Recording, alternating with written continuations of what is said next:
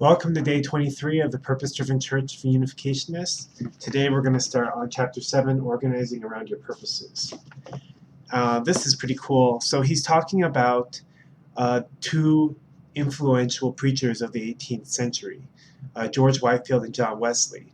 Both were really, really influential. They were very, very passionate. They spoke to very large crowds. George Whitefield is credited with stimulating the Great Awakening. He once spoke to almost 100,000 people. These kind of like really well-known, well-accomplished preachers.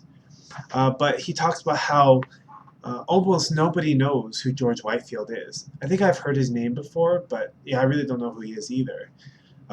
Because he would give all these amazing like revival type sermons and preach, but then he didn't really leave any organization behind, and a lot of his followers didn't really know what to do to keep up what he was teaching.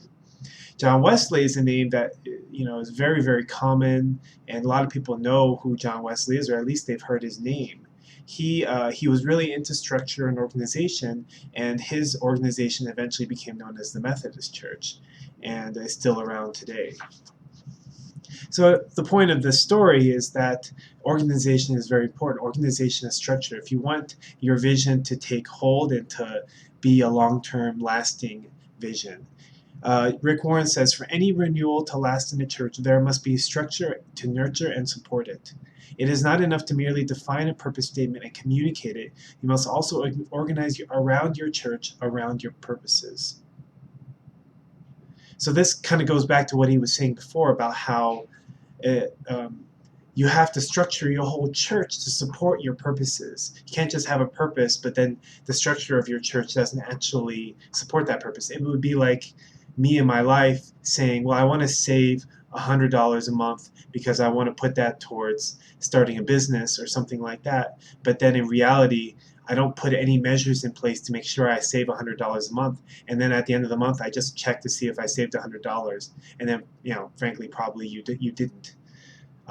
He says, without a system and structure to balance the 5 purposes, your church will overemphasize the purpose that expresses the gifts and passions of its pastor. So, right, there's the 5 different purposes of the church, and depending on who is leading, that person or those people will probably have a passion or a vision that emphasizes one more than the other. He says it is the natural tendency of leaders to emphasize what they feel strongly about and neglect whatever they feel less passionate about. Unless you set up a system and structure to intentionally balance the 5 purposes, your church will overemphasize the purpose that best expresses the gifts and passions of its pastor. So he goes on to talk about 5 different kinds of churches. You've got the first one is the soul-winning church. If a pastor sees his primary role as an evangelist, then the church becomes a soul-winning church. In the soul-winning church, anything other than evangelism is relegated to a secondary role. Then you've got the experiencing God church. If the pastor's passion and gifts lie in the area of worship, he will instinctively lead the church to become an experiencing God church. In this type of church, the worship service receives more attention than anything else. Then he talks about the family reunion church. These are churches where the gathering is the most important thing, coming together. Usually the pastor is very highly relational, loves people, and likes to spend most of their time caring for the members. He says that probably 80% of churches in America are this kind of church, at least that he has observed. Next is the classroom church. So this is the churches where the pastor really emphasizes and feels passionate about teaching. And if teaching is a primary gift, then he'll emphasize that and de-emphasize oftentimes other tasks of the church. Pastor serves as the expert instructor, and members come to church with notebooks, take notes, and go home. And then there's the social conscience church, where the pastor sees his role as, in a sense, like a prophet or a reformer. This kind of church likes to go out and try to change things in society. They're often activists, important to emphasize doing the word, and oftentimes try to make changes, get involved in politics, things like that. And of course, he says these are overall generalizations. He recognizes that some churches are a blend, 2 or 3 together.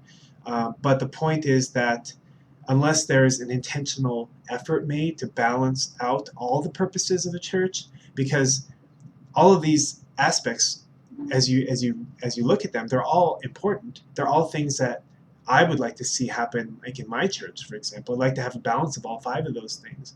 But generally, and we see it in our case too, we feel more passionate about some things more than other things. I would say we're probably more of the family reunion church, I guess you could say, the relational, try to take time caring for the members, and then it maybe partly the Experiencing God church.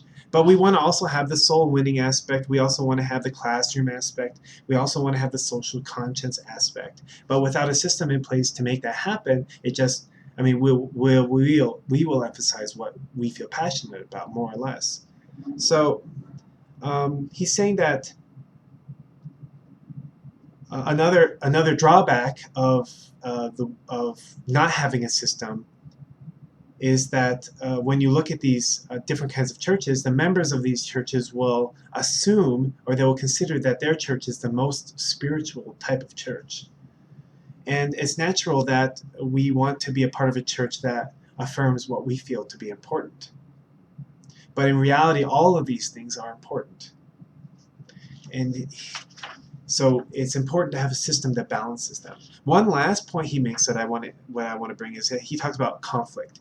So he says that much of the conflict occurring in congregations is called when a church calls a pastor whose gifts and passions do not match what the church has been in the past, which I thought was really interesting, because I really feel like that kind of sums up a lot of young pastors' experience in our church, because I think that in our movement, we're really calling for young leadership and young pastors, but I think that many times with the hope that they're going to emphasize or feel passionate about the same things that the church has done in the past and has emphasized in the past.